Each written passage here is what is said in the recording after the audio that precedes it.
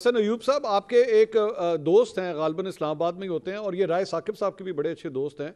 मुझे पिछले दिनों उनका एक क्लिप देखने का हुआ, मुझे चांस मिला। तो वो तो बिल्कुल जो बात कह रहे थे वो जुनैरा साहिबा की बात से बिल्कुल डिफरेंट थी।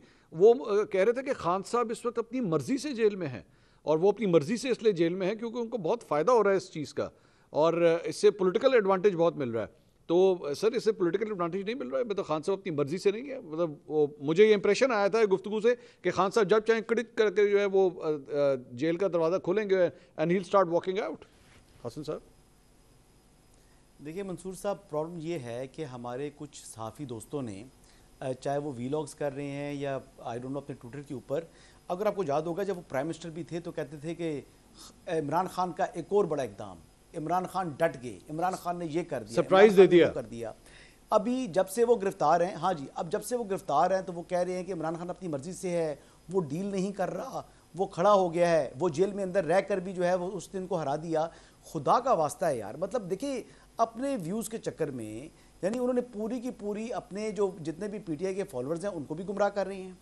वो उनकी लीडरशिप के को भी जो है ना, वो बेसिकली वो कह रहे हैं कि यार ये सहाफ़ी ये बोल रहा है, शायद कोई ना कोई हकीकत होगी। कोई हकीकत दूर दूर तक नहीं है। इमरान खान साहब को मौका मिले तो वो 5 मिनट ही लगाएंगे, वो माफ़ीनामा भी उनको गारंटी हो कि मुझे बाहर आने दे रहे हैं तो वो 1 मिनट नहीं लगाएंगे, वो स्टाम्प पेपर के ऊपर माफ़ीनामा लिख के दे देंगे कि जी मुझसे बड़ी गलती हुई है, और बाहर निकल के वो कहेंगे जी मैंने मुल्क के वसी तर मफाद में ना ये गलती, ये जो है अपनी गलती का एतराफ़ भी किया और मैंने माफ़ी भी मांग ली है। भी रियलिस्टिक बात होनी चाहिए। वो जिन साहब की आप बात कर रहे हैं, मतलब उनकी और भी 2-4 बातें ऐसी हैं कि जो मतलब आपका माइंड उसको मानता ही नहीं है। और मैडम जुनैरा ने जो बात की है पीटीआई के हवाले से, मैं उनकी बात से 100% इत्तेफाक करता हूँ। पाकिस्तान तहरीक इंसाफ ही इमरान खान है, बल्कि पाकिस्तान तहरीक इंसाफ कोई जमात नहीं है, बल्कि ये इमरान खान का फ़ैन क्लब है। अब इमरान खान साहब खुद जेल के अंदर हैं, तो वो फ़ैन क्लब जो है वो अपने जिसका वो फ़ैन क्लब है उस बंदे को प्रेस तो कर सकता है, लेकिन उसको निकालने के लिए उनके पास कोई हिकमत अमली नहीं है। और जो फवाद चौधरी कहते हैं उनसे मुतल्लिक कि ये लोग जो हैं ये ज़ीरो से नीचे हैं, तो ये आज अमली तौर पर साबित कर रहे हैं खुद को कि ये लोग ज़ीरो से सिफर से भी नीचे हैं। इनकी जो इस वक्त तक की ओपोजिशन है उसको तो मैं नेगेटिव कैटेगरी में जो है वो काउंट करूंगा, लेकिन इस बात में कोई शुबा नहीं है कि पाकिस्तान की तारीख में अगर सबसे को मजबूत हिज़्ब इख्तिलाफ का लीडर आया है वो इमरान खान है।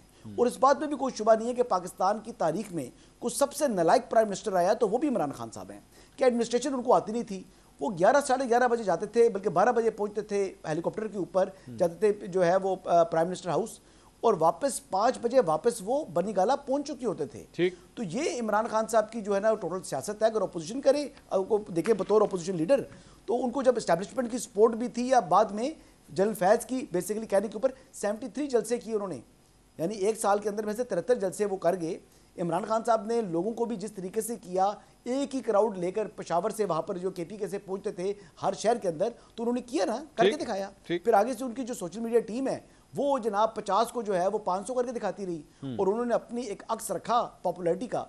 और अभी 2024 के इंतखाबात हैं फरवरी के, इसमें जनरल फैज़ ने भी काफ़ी मनूवरिंग की है। वो भी कोई वक्त ऐसा आएगा वो चीज़ें सामने आएंगी, लेकिन अब उसका फोरम एक ही है। अगर किसी का कोई ग्रीवियंस है तो ट्रिब्यूनल में जाए और ट्रिब्यूनल में उसको अपना केस साबित करना पड़ेगा, इसके अलावा आपको तरीकाकार नहीं। राय साहब, ये चूंकि 2 जुमले ऐड करना चाहूंगा आप 3 करें जी। एक तो जनरल फैज का नाम स्टार्ट से शो से लिया जा रहा था। आप जरा सीट्स चेक कीजिएगा, रिजल्ट 8 फरवरी के चेक कीजिएगा। जो चकवाल वाली वहां से कि इमरान खान एक वन मैन शो है पार्टी का। यस, आई एग्री कि बिल्कुल इमरान खान साहब का नाम तहरीक इंसाफ है और तहरीक इंसाफ का नाम भी इमरान खान साहब है, but at the same time we claim or we say जी इमरान खान साहब कहते हैं एहतजाज करो, मुझे बाहर निकालो, और आज पर हो रहा था, जलसा हो रहा था। एट द सेम टाइम हम कहते हैं कि वहां पर यूटर्न कि आज तुम लोगों ने जलसा नहीं करना, इसको मुलतवी कर दो। सो आई थिंक हमारी अपनी स्टेटमेंट्स के अंदर भी कॉन्ट्रडिक्शन